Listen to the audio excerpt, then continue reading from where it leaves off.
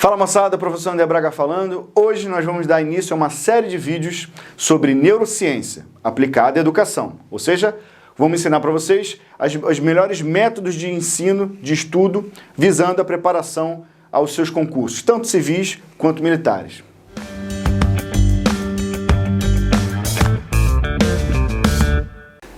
E, portanto, nesse vídeo a gente começa falando sobre o ciclo diário do processo de aprendizagem, ou seja, em outras palavras, como que a gente consegue criar memória. Basicamente, moçada, estudar é produzir memória. Quando a gente vai fazer uma prova, o que a gente está fazendo basicamente é buscando da nossa memória informações que a gente obteve há um mês, uma semana, 5 meses atrás, enfim. Então, já que estudar, passar no concurso, é utilizar a memória, a gente precisa muito fortemente entender como a nossa memória é produzida, né? Principalmente o que a gente chama de memória de longo prazo. Então é o seguinte, todas as informações que a gente obtém ao longo do dia, seja o bom dia ao porteiro, bom dia à sua mãe ou seu pai, e aquelas informações novas com aquela aula de física, de química, de matemática que você tem no colégio ou no curso, todas essas informações, elas ficam registradas numa parte do cérebro, que vocês estão vendo aqui do lado, chamada hipocampo. Pois bem, no hipocampo ficam registradas todas as memórias de curto prazo, as memórias do dia. Quando a gente vai dormir, as memórias mais fortes, portanto mais importantes, aquelas que marcaram mais, elas vão para uma área do cérebro, que vocês também estão vendo aqui agora, chamada lóbulo frontal. A parte aqui na frente do cérebro. Pois bem, o que o cérebro leva para essa parte dianteira e o que o cérebro apaga? Porque a gente não lembra de tudo, não é verdade? Pois bem, o que ele leva para a parte dianteira é aquilo que ele acha mais importante. E como que ele acha que é mais importante? Por duas coisas. Aquilo que te emociona de alguma maneira e aquilo fica registrado de maneira mais forte. Ou aquilo que você repete várias vezes. Quer ver um exemplo? Se você foi numa montanha-russa há 10 anos atrás, você certamente vai lembrar dessa situação. Mas se eu te contei há 10 anos atrás de uma experiência minha na montanha-russa, muito provavelmente você não vai lembrar, porque foi uma experiência que me marcou, não te marcou. Beleza? Então é isso. As experiências vividas, elas são marcadas muito mais fortemente no hipocampo e, portanto, essas informações são levadas para o lóbulo frontal no momento do sono. Só que nem sempre uma informação acadêmica, aquela aula, ela te marca, te emociona, né? Então, você tem que ir pela repetição. Você vai assistir a aula, depois da aula você faz exercícios ou faz uma revisão, um mapa mental, faz síntese de um texto, mas sempre com exercício no final, ou no início ou no final, o exercício é central para estudar. Pois bem, com a repetição, essas informações também ficam marcadas mais fortemente no hipocampo e, portanto, essas informações também são levadas para o lóbulo frontal e, portanto, se torna uma memória de longo prazo. Portanto, a partir dessas informações científicas, a gente consegue entender como tem que fazer para estudar todos os dias. Então, vamos lá. Primeira etapa, a gente tem que entender o conteúdo. Na segunda etapa, a gente aprende o conteúdo. E na terceira etapa, a gente fixa o conteúdo. Agora, que etapas são essas? Vamos lá. Moçada, a primeira etapa é feita na aula.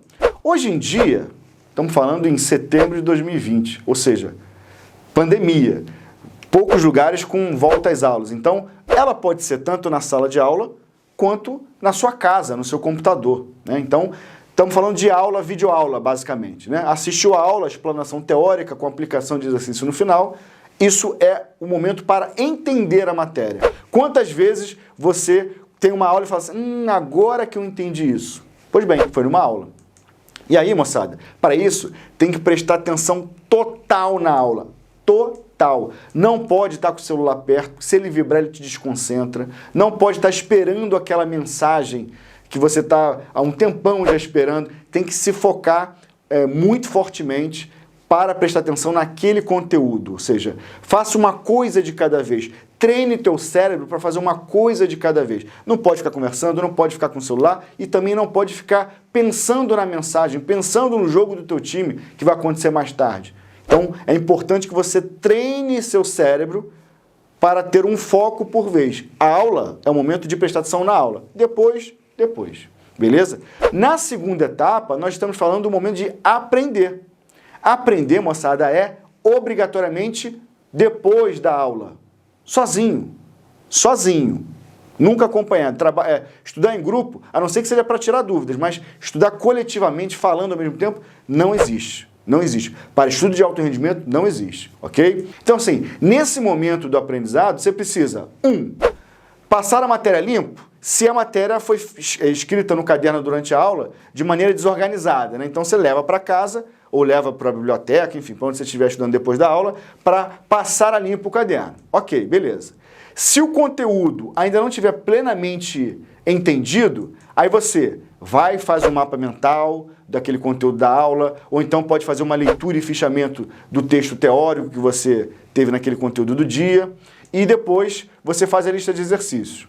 Se você tem uma compreensão, um entendimento daquele conteúdo, vai direto para a lista de exercícios. Beleza? Então nessa etapa, precisa passar a matéria limpa para o caderno? Passa. Entendeu o conteúdo? Vai direto para os exercícios. Se nos exercícios você não tiver um desempenho maior que 90%, aí você volta para o mapa mental, volta para o fichamento, ou seja, pega de novo a teoria daquele conteúdo para ser trabalhado, beleza? Porque muito provavelmente aquele conteúdo não foi muito entendido por você. É nesse momento que você vai aprender a matéria e não entender. E aí, ok, fez tudo isso, está dominando o conteúdo, entendeu e aprendeu, agora sim você pode dar coletivamente, porém sempre na perspectiva de favorecer o seu aprendizado, ou seja, explique para alguém, porque o seu cérebro vai elaborar formas maiores ainda e mais complexas de compreender esse conteúdo, beleza?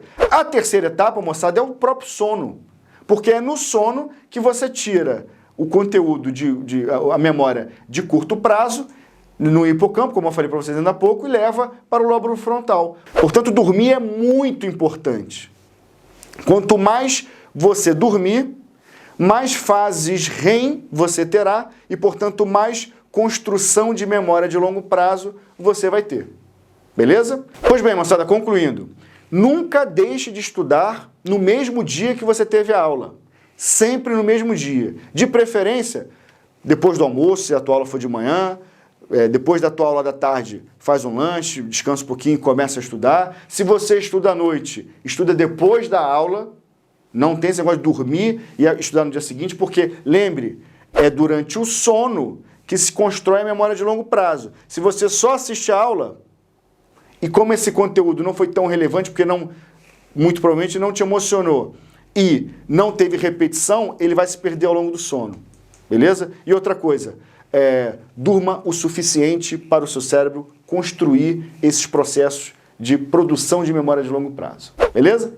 Essa foi a dica do dia. Até a próxima.